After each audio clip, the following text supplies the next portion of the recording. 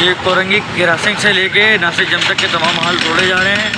Police rangers کے D encroachment کی بھاری نفریاں موجود ہے اور تمام جتنے بھی حال ہیں ان سب کو مسمار کیا جا رہا ہے سپریم کورٹ کے احکامات کے مطابق. آپ دیکھ رہے ہیں کہ تمام جتنے بھی یہاں کے شادی حال سے کراسنگ سے لے کے کورنگی ناصر جم تک کے یہ تمام حال کو جو ہے مسمار کیا جا رہا ہے سپریم کورٹ کے آرڈر کے مطابق. اور یہاں پہ encroachment Sindh police Pakistan rangers کی تمام جو ہے اپنے یہاں پہ ڈیوٹی سر انجام دے رہے ہیں اور تمام ان کی نگرانی میں کام کیا جا رہا ہے.